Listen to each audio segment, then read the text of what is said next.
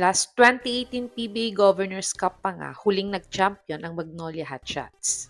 Kaya't nag-request na nga ang Magnolia Hotshots ng major trade sa SMC Management upang makapag-champion nga ulit sana sila ngayong PBA 49th season.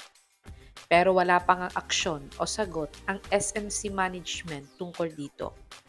At ang isa pa nilang request ngayon ay kumuha nga ng malakas na import this Commissioner's Cup. Dahil wala ngang height limit ang PBA 49 Commissioner's Cup ngayon. Kaya't narito nga ang mga top imports na maaaring pagpilian ng Magnolia Hotshots this Commissioner's Cup. Top 5. Nick Rakocevic. Si Rakocevic nga ay isang Serbian import ng Magnolia last PBA 47 Commissioner's Cup. At siya nga ang kauna-unahang Serbian player na naging import sa PBA. Sumikat nga ang mga Serbian players dahil sa 3 times NBA MVP na si Nikola Jokic. Pero hindi nga niya nadala ang Magnolia sa finals ng PBA 47 Commissioner's Cup dahil tinalo nga sila sa semis ng sister team nilang Barangay Ginebra. Pero nais nga sana siyang kunin ulit ng Magnolia Hotshots last PBA 48 Commissioner's Cup. Ang kaso nga lang ay under contract pa siya sa isang team sa CBA ng mga panahon na yon. At ngayon ngang Commissioner's Cup ay kung walang kontrata si Rakocevic ay isa nga siya sa mga pinagpipilian ulit ng Magnolia na kunin bilang import nila next conference. Si Rakocevic ay nag-average ng 24.5 points, 18.5 rebounds, 2 assists, 1.6 steals, 1 block, 30% 3-point shooter at 70% free throw shooter sa last PBA 47 Commissioner's Cup. Panoorin natin ang pinaka-latest basketball highlights ni Nick Rakocevic kung magaling pa din ba siya at fitted sa Magnolia Hotshots.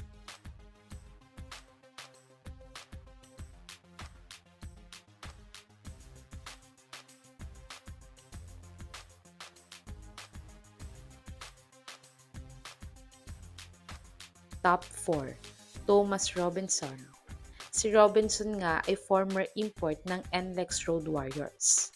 Siya nga ay nagka-issue kontra sa former head coach ng Northport na si Coach Pido, kaya't siya nga ay umalis sa NLEX. At muntikan din siyang naging import dati ng sister team nilang SMB, ngunit ito nga ay nagka-injury kaya't hindi din siya nakapaglaro ni isang laro sa SMB. Pero ngayon nga ay willing nga daw ulit siyang bumalik sa PBA kung may mag-o-offer ulit sa kanyang team. At dito nga ay pwede siyang kontakin ng Magnolia kung gusto nga nila ng isang former NBA player na import ulit. Si Robinson ay nag-average ng 34.5 points, 13.2 rebounds, 3.5 assists, 1.7 steals, 1.7 blocks, 25% 3-point shooter at 63% free throw shooter sa last PBA Commissioner's Cup averages. Panoorin natin ang mga best highlights ni Thomas Robinson nang naglalaro pa siya sa NLEX kung magiging fit nga ba siya sa sistema ni Coach Chito Victolero.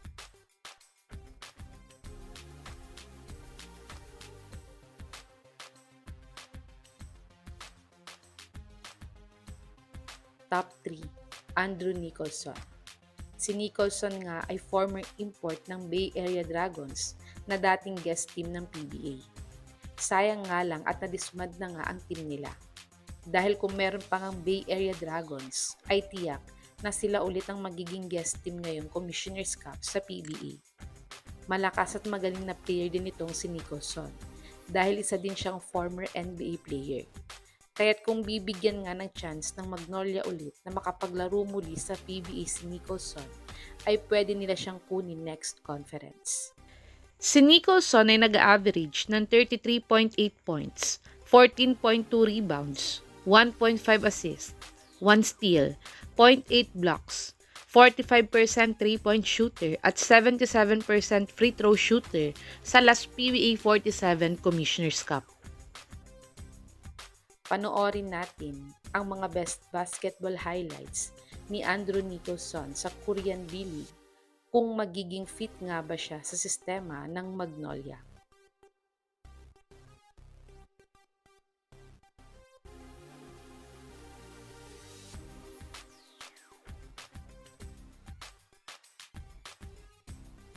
Top 2, Tyler Bay.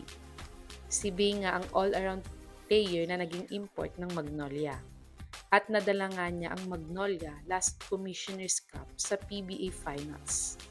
Pero tinalo nga lang sila ng powerhouse sister team ng Magnolia na San Miguel Beermen. At siya pa nga ay isa sa mga pinagpipilian dati na maging backup naturalized player ng Gilas.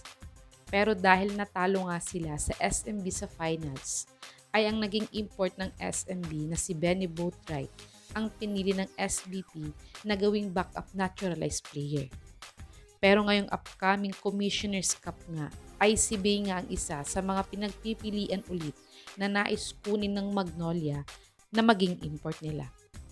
Si Bay ay nag-average ng 27.6 points, 14 rebounds, 2.1 assists, 2.2 steals, 1 block, 25% 3-point shooter, at 70% free throw shooter sa last PBA 48 Commissioner's Cup. Panoorin natin ang pinaka-latest basketball highlights ni Tyler Bay sa Taiwan kung fitted pa ba siya na maglaro para sa Magnolia sa Commissioner's Cup.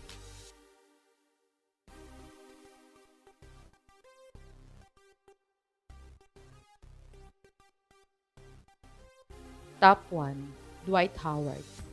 Si Superman nga ang magiging pinakamalakas na magiging import sa PBA kung sakali. Dahil siya nga isang former NBA superstar dati nang naglalaro pa siya sa pinakauna niyang team sa NBA na Orlando Magic.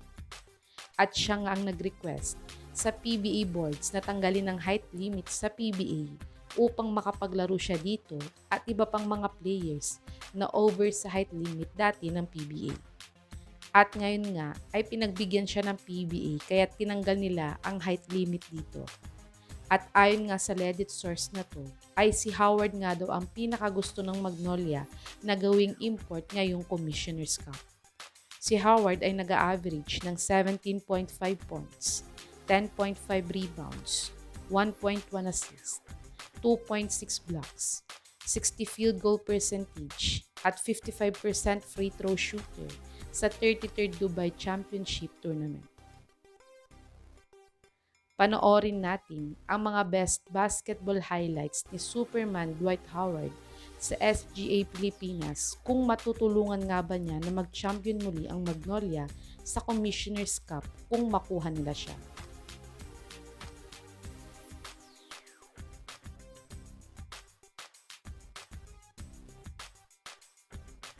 Ito ang mga top import players na tina-target ng Magnolia Hotshots na gawing import nila ngayong PBA 49 Commissioner's Cup. Sa tingin nyo mga kabubbles, sino sa mga imports na to ang makakatulong sa Magnolia na tapusin na ang kanilang championship drought sa PBA? I-comment nyo na po yan sa baba.